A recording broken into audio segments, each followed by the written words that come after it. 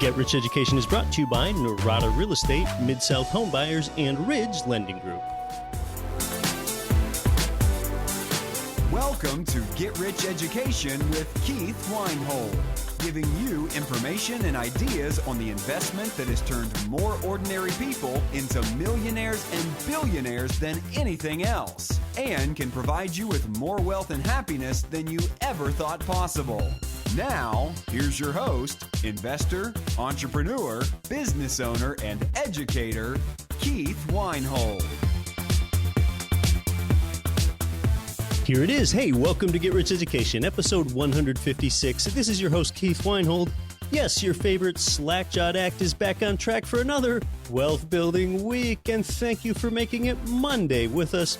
We're heard in 186 world nations from Azerbaijan to Australia, but we've moved to a Monday release here in the United States. Today, we're talking with a 22-year-old recent college graduate about him not following the herd into a job where you trade your time for dollars, but instead beginning with real estate investing instead of just selling your time for money over and over again, but rather building something that can be scaled for passive income and where you won't be tethered down to one tiny geography nor confined to one employer's fixed hours of business. Now, let's kind of start in high school here, and then we're going to graduate into college, okay? There was recently some research at Boston College that revealed some interesting takeaways. It found that high school valedictorians don't become highly financially successful. Valedictorians do not become billionaires. It is believed that the reason why is because school teaches you to comply with rules. So valedictorians go on to be the people that kind of support the system. They become a part of the system. They don't change the system or overthrow it. It was found that the average GPA, college GPA that is, of 700 American millionaires that were studied is 2.9. Okay, the average college GPA of 700 American millionaires studied was 2.9. Now, I wish they would have studied maybe decamillionaires, which are those people who have a net worth of $10 million or more, because a millionaire isn't really that wealthy these days, but we'll just roll with this Boston College study equating millionaire with financial success here. With those relatively lower 2.9 GPAs, it was found that millionaires are known for grit. That is, they don't comply with rules all that well, but they stick with goals over the long term. And sometimes this group doesn't play by the rules. They do things differently. Because in school, rules are very clear, and in life, rules are not so clear. In life, there are really all these different shades of gray. I mean, that's what you kind of find out pretty soon. The longer that you're out of school, and as life goes on, you feel like you're kind of making things up as you go. And a little later, you realize that to some extent, sheesh, everyone around me is kind of making things up as they go. So a certain amount of not playing by the rules actually is advantageous once you've been out of a closed system like traditional education. That's why, by and large, valedictorians are not billionaires. And a conclusion of that Boston College study was effectively that school grades are not any more predictive of success than rolling a pair of dice. Now, with that being said, I'm sure it's still pretty difficult to tell your daughter or son to stop reading and studying, though. You know, just go ahead and put away those books. It's not so easy to tell them. My college GPA was 3.46, by the way, so some honors, but not high honors. Plus, my major of geography was not one of the more difficult ones either. Now, is it worth it to go to college at all? Well, I sure cannot answer that for your child. For one thing, some professions that your child chooses, they might make it such that it is mandatory to have a degree.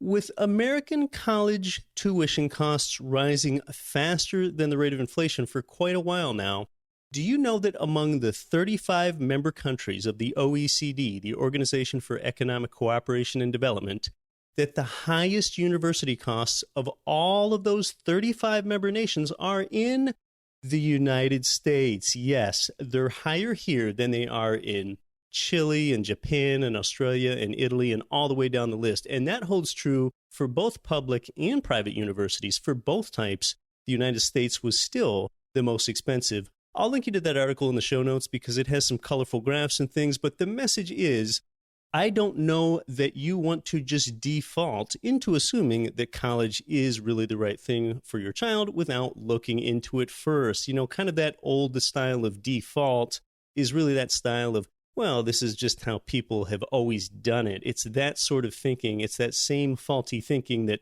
also gets savers nowhere because they were told they were supposed to save. It's the same kind of faulty thinking that ends up disappointing 401k plan contributors, or it makes people focus on being debt-free when they could have focused on being financially free, something so much more powerful. So how much higher would tuition actually have to be for it to get your attention? Would it have to be double what it is now, or 4 times higher, or 25 times higher? How high does it have to go? We'll probably chat about that more with our millennial guest today, although I think he went to a fairly low-cost college. And by the way, I am not a millennial. I'd just be aged out and on the young end of Generation X.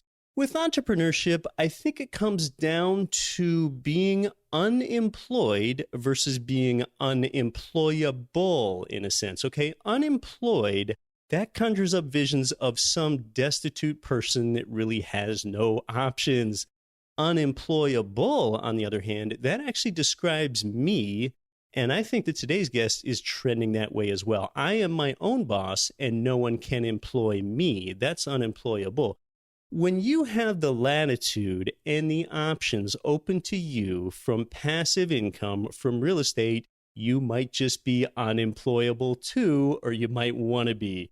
Well, with that, let's meet today's guest. With the youngest listener that we've ever featured here, I'd like to welcome to Get Rich Education 22-year-old Nick Bond. Thanks, Keith. Good to be here. Nick, now you just graduated college. Tell us where you graduated from. So I graduated from the University of Florida up in Gainesville. It's kind of between Orlando and Jacksonville. Yeah, for those that don't know, it's kind of North Florida, right between those two places. And actually, there's some fairly decent cash-flowing real estate markets around that area there where things make sense from the perspective of rent income to purchase price. Nick, you are a live-in-the-flesh millennial, and millennials get lumped into so many categories, and I swear, I don't know what it is. It seems like the media has some fascination with millennials. Maybe they feel like if they make that as a headline, more people are going to read the article or something, but people just seem to be fascinated with the millennials, probably because they are this generation's up-and-coming generation, and they're also the largest age cohort that there are, more than 80 million millennials, more than there are baby boomers at this point. But the age range of a millennial is age 18 to 35. Demographers are going to vary on that somewhat, but that's generally about where they fall. So I just want to bring up the fact that an 18-year-old millennial is very different from a 35-year-old millennial. An 18-year-old, they might have just graduated high school, whereas a 35-year-old, they might have a spouse, they might have a couple children, they might have a mortgage, they might even have a 401k. I kind of hope they don't. I hope they have income property instead, but in any case, it's quite a broad age range there. So you're on the younger end of that. I'm older. Did your parents want you to go to college, Nick? Did they encourage that? They did encourage that. My parents do a lot of investing. So, I mean, you do hear that thrown around a lot where it's almost, oh, do I go to college? Is it worth it, my time, worth the money? My parents thought it was worth the time and the money as far as the experience. Maybe not as much the education that you get there and how applicable it might be, but definitely just the growing experience and socializing and getting those skills ready for the real world.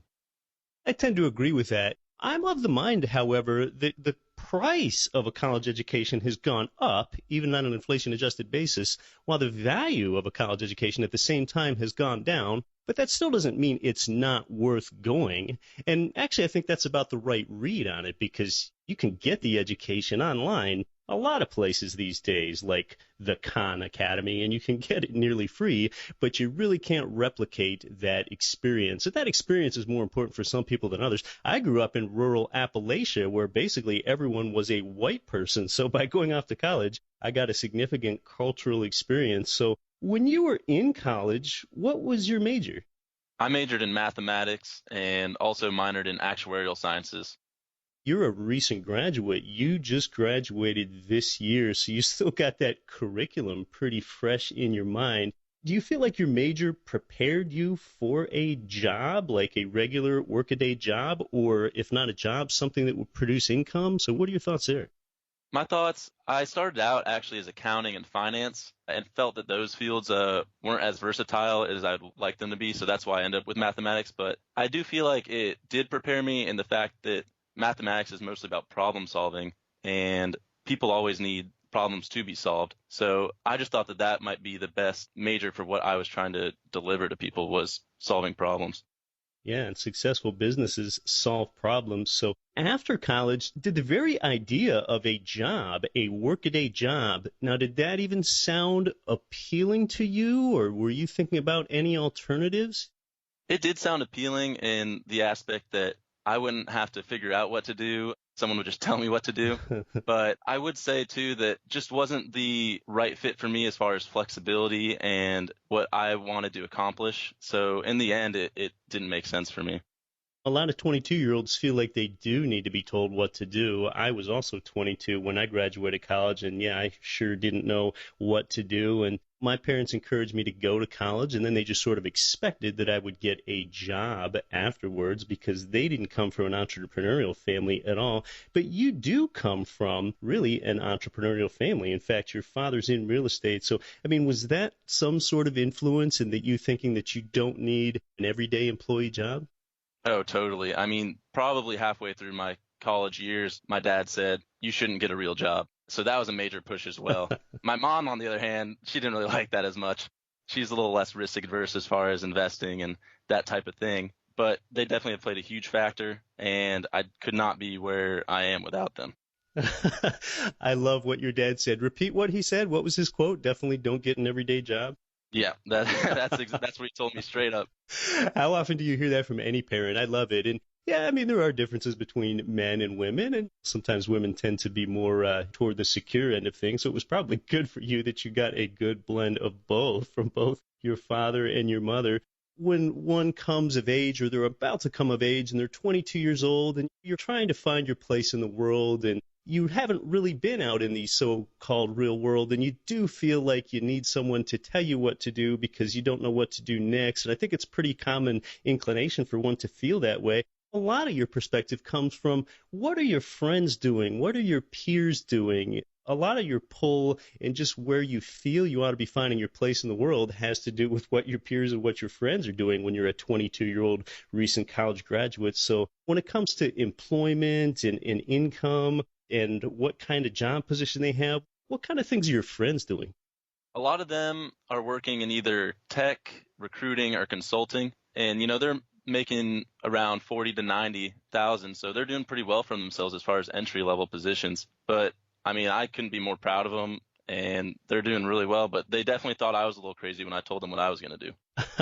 Probably. That's still not conventional. To some people that listen to shows like this, they think entrepreneurship's becoming more and more common, or being an independent investor is more and more common, but most people are still on that career track. Most people still seek things like job security. So, okay, 40K to 90K, depending on what part of the country your friends live in, they're probably able to support themselves. How many of your friends went there to the University of Florida that you're talking about?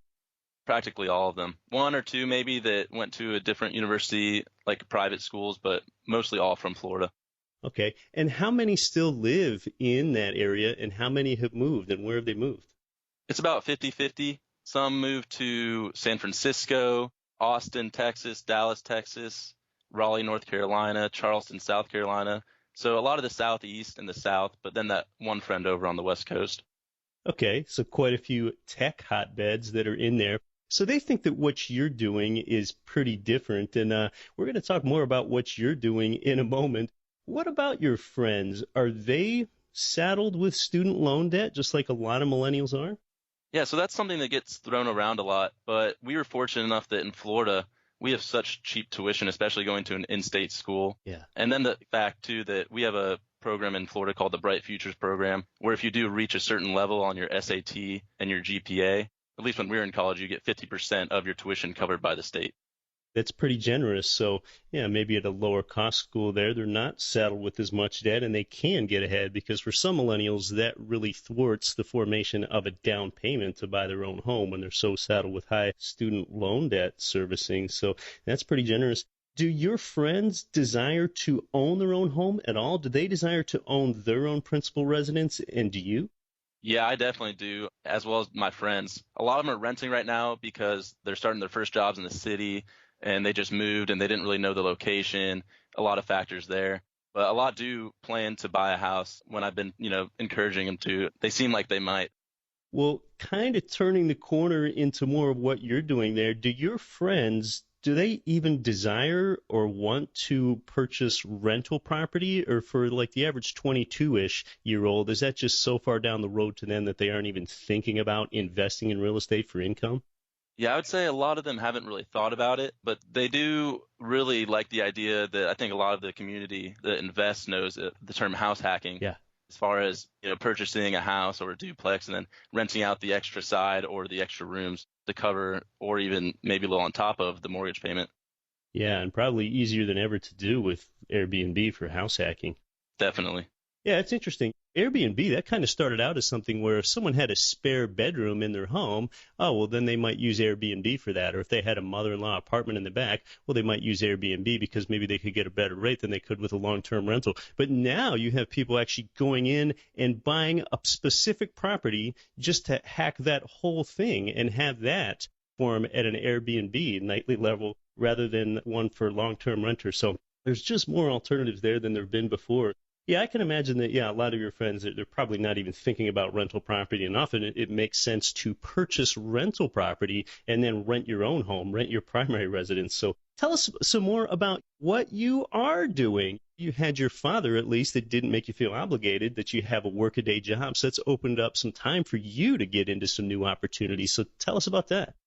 Yeah, so I've been in the process of trying to set up land business where I just buy and sell land. And that's been a little tough getting the systems in place. I've had a little bit of success, though, in my college years, too, with at least going through a couple deals and then some more that have just happened recently. But it's been an awesome experience and really one that I think I would not have traded for a regular job. Yeah, there are some advantages to dealing with vacant land, of course. You don't have to deal with RESPA. You don't have to deal with tenants. To some people, they don't understand where the cash flow comes from, but there are ways to make raw land cash flow if you're a little bit creative. So just tell us kind of how you got started in the land investing and just tell us about your first deal or a typical deal. What stands out there? Yeah, so I guess about how I got started, it went back to my dad dragging me to a conference before I was really interested in this kind of stuff, which I'm glad he did. But it was a conference about buying and selling land and how to find these deals and how you can work on the exit strategies once you purchase the property. And so I went to this class and learned a lot and then came back and was kind of looking at some properties online. I also had a self-directed IRA that my dad had helped me set up, which I had savings from an internship in. And, as self-directed IRAs, they don't grow unless you're working on them. So I decided to pull the trigger on a random piece of land from an auction website. Okay. And I thought, best case scenario, sells and I make some money in my retirement account. Worst case scenario, I hold on to it and maybe sell it later. It happened, too, that I just had drove over to the neighboring properties of this vacant land and was going to knock on doors to see if the neighbors were interested, and they didn't happen to be home. So what I did was I left some sticky notes and just posted them on their door saying, this is my name, my number. Please contact me if you're interested. And the next day, I get a call for 3 times what I bought it for. Okay, so this is after you had already purchased the property that you were finding out if any neighbors were interested. And how much did you buy it for, and how much did you effectively flip it for? So I bought it for around $1,850, and then I sold it for $6,000. That is $1,850 for an entire parcel of vacant land. How much land? It was about a quarter acre, maybe a little more. Yeah, and that was right there in Florida? It was in Leesburg, I believe that's Polk County, and yeah, it was right in a little subdivision. What was it about you purchasing that particular property from that auction site that made you think that it is a good deal or that it might be a good deal? What did you see in that? So, yeah, one of the things I guess I checked out before was that there were neighboring properties and that those neighbors owned the home. They had it homesteaded because I thought if that was the case, they might have a little extra income to buy a property. and then also just using the assessed value that the county uses on their website. That is business and entrepreneurship, and that is practice doing your own due diligence at a small level and inside your IRA. So, yeah, there's a lot to be said for that.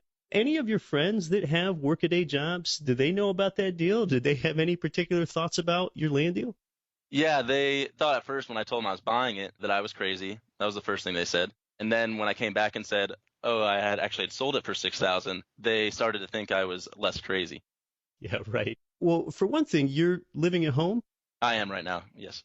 Nothing necessarily wrong with that. By the way, I lived at home until I was a year older than Nick, until I was age 23. So I had graduated from college for about a full year, and it was age 23 until I moved away from home. And anyway, so yeah, your friends, people tend to stigmatize things and put others in a box or kind of filter things through their own mind. And maybe they hear that you're not emphasizing getting a job and you're living at home. And then the next thing they hear is, oh, what a surprise. Nick went ahead and made a successful land deal after he began educating himself on the process. Any thoughts that your friends really have about investing or stocks or any of them getting into that? Yeah, so a lot of them have opened 401ks with the companies they work for. And also others are starting to get more interested in less traditional forms of investing, because I would say most are more comfortable with stocks, as most people are. But I actually just had a mutual friend invest in a property with me that went rather well. So that was pretty sweet.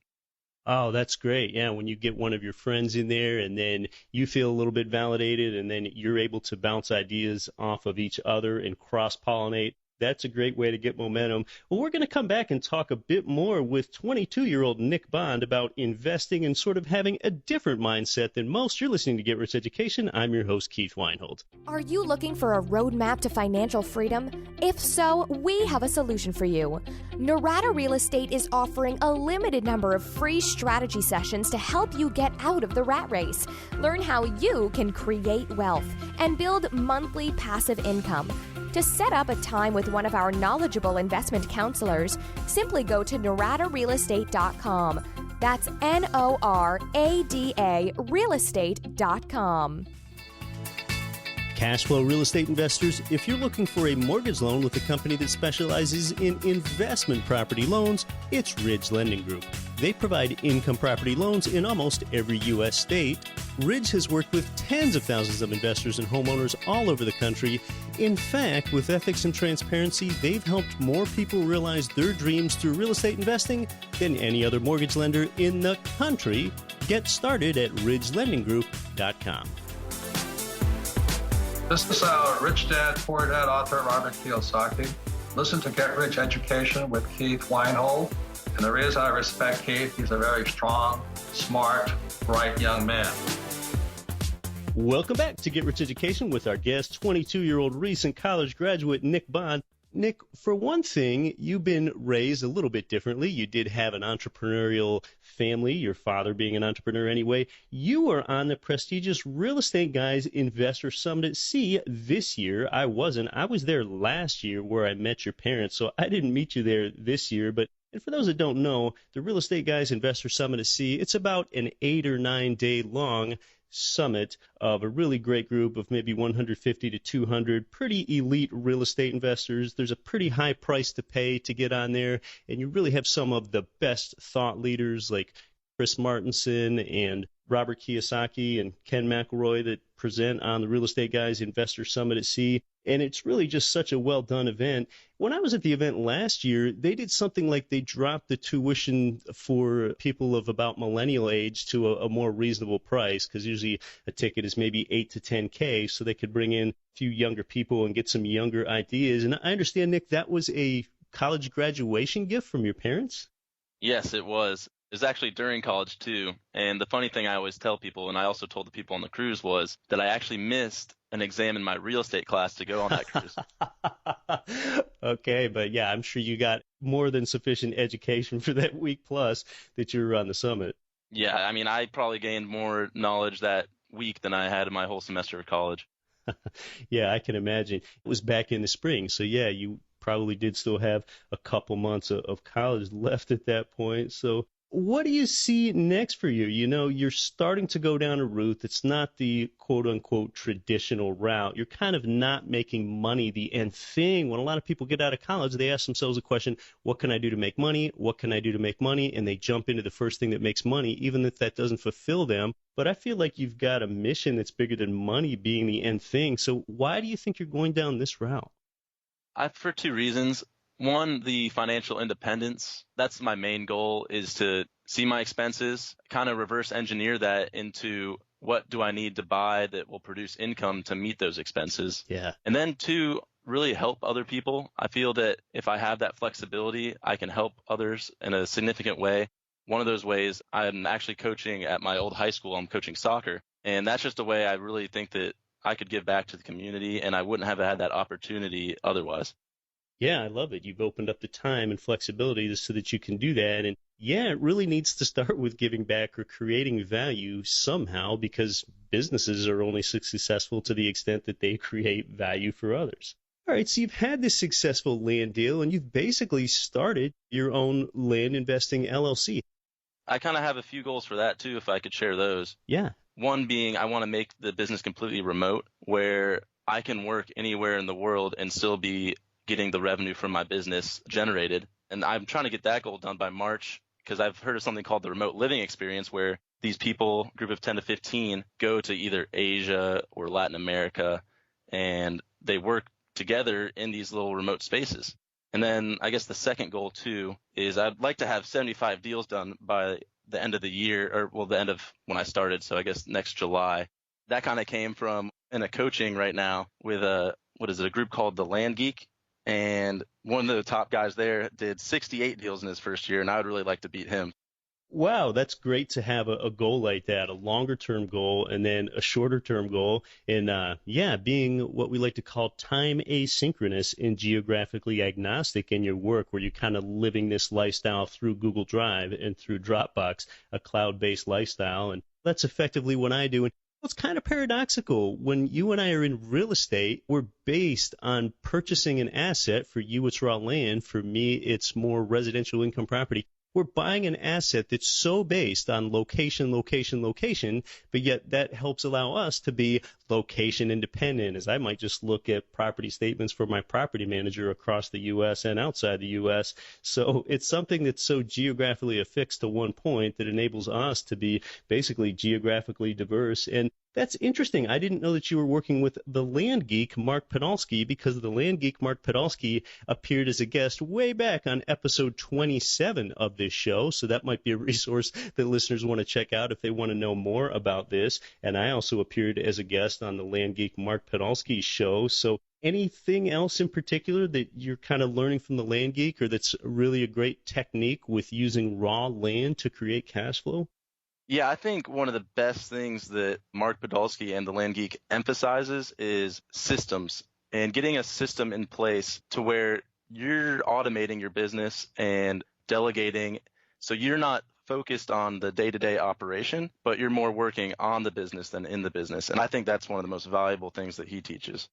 What an employee has to do is basically an employee has to work underneath someone else's systems that someone else, an employer, had to make for that employee. And that's actually the root of a lot of employee frustration. When you run your own business, you kind of have this autonomy to set up the systems that work best for you. Yeah, that's definitely true. And that's something I definitely experienced when I was interning at a company as an employee. There's kind of an analogy. If you don't build systems in your business, and if you don't automate systems in your life, it's like you're sort of hauling water buckets to the garden every day, hauling out water buckets by hand, back and forth, making all these round trips. When you set up systems, you basically set up a sprinkler system in your garden one time. That's what we're talking about doing here. Yeah, that's definitely what we're talking about doing, because at least for me, I always tell this to my parents when we're talking about business, but I think I call it a healthy amount of laziness. But really, my mom says it's more of just you want to get systems in place to get things done, because you want to replace that, that $15 an hour work or that $10 an hour work with the other $1,000 an hour work that you could be doing. That's right. That is truly working smarter and not harder. A lot of times employees say work smarter, not harder, but they're not looking big picture. They're only looking at their everyday workaday job. And you can think bigger than that, just like you are. Just kind of winding down here, do you have any other advice for other listeners your age that might be hearing this that are kind of on the young end of that millennial demographic, about age 22 or so? Just any other advice you would have for people that are kind of recent college graduates or in your age group? Yeah, definitely. And the one thing, going back to it would be that house hacking strategy. As far as I thought that I had to get a loan, I had to have 2 years of proof of income. And I didn't know the fact that once you graduate, you can use that years that you put in school as part of that proof of income, as long as the field you went into is related to what you studied. My advice would be to check out houses in your area that you can afford, maybe talk to a loan officer, and you could really get a house hack started. Tell us more about how that proof of income works if you don't actually have the income and you were in school. When I was working my loan officer, instead of providing that proof of income for 2 years, I just had to send him my diploma and my transcript. And as long as what I was working in had somewhat to do with what I studied, you could get approved for a loan. Okay, so that's simply it. You're basically exempt from those income rules if you can show those criteria. Okay, that's something very actionable that I didn't know about. It's a great thing for our younger listeners to think about. Well, Nick, is there any website or resource you'd like to let our listeners know about? Yeah, so that's www.reinveststrategy.com. And I actually run a blog on there too for, younger listeners or millennial type age, and what kind of action they can take, and just kind of educating on the real estate investing business. reinveststrategy.com. That's in the show notes for you. Nick Bond, thanks so much for coming on to Get Rich Education. Thanks, Keith. It was a pleasure to be here. Man, I'll tell you what, when I was 22, I wouldn't have been that well-spoken during a chat like this, thanks to Nick Bond. His parents, who, like I said, I met at a real estate investing event on a cruise ship last year, they are real class acts and just some of the finest people that you will ever meet. Yeah, when I was 22, I had just graduated from college in Pennsylvania, and I was back living with my parents in upstate Pennsylvania for a while. At that point, my greatest ambitions seemed to be shooting Nerf basketball hoops in my bedroom, okay? Unlike Nick, I had zero direction. And back then, I felt like I was supposed to get a job, although I didn't really want one. And then I eventually found one working for $10 an hour doing geographic information systems, GIS, basically computer mapping. And at that age, I definitely felt like I needed a superior to tell me, the subordinate, what to do. So it's encouraging to see someone like Nick, along with parental encouragement, be more enterprising. Well, we've got some great future episodes coming up here, and they're probably going to be more, technical than our last couple of shows. I'm going to tell you about the field trip that I took to Belize a couple weeks ago to explore cash-flowing, sustainable agricultural real estate. It's such a cool and fun and even a little bit of an exotic thing to talk about, and it is such a professional operation down there. As an investor, you get cash flow from the annual crop harvest.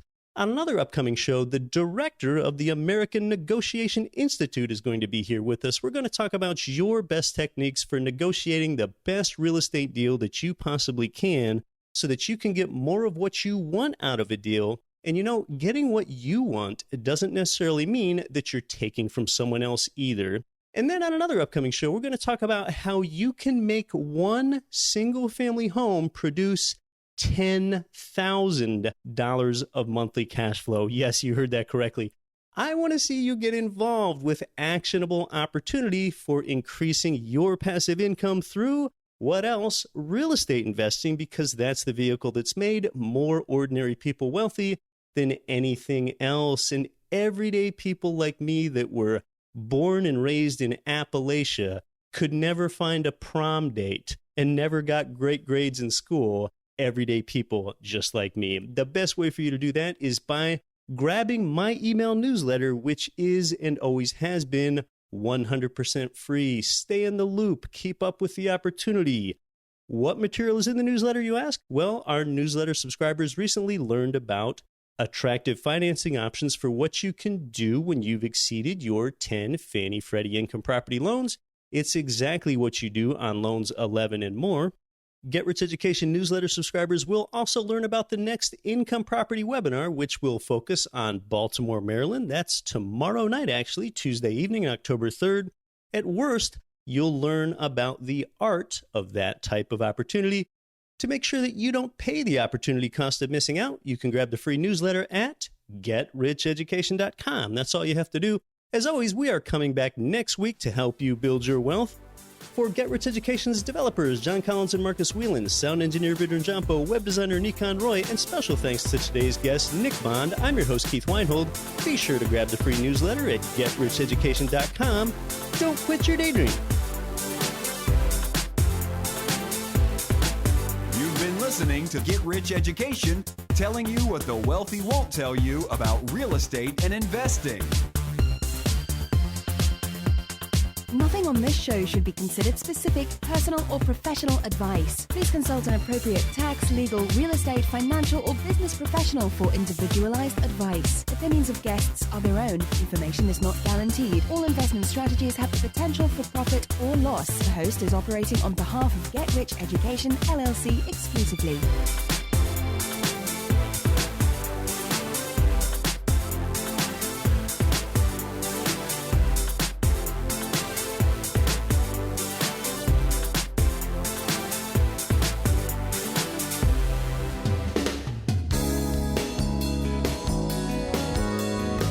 The preceding program was brought to you by your home for wealth building, GetRichEducation.com.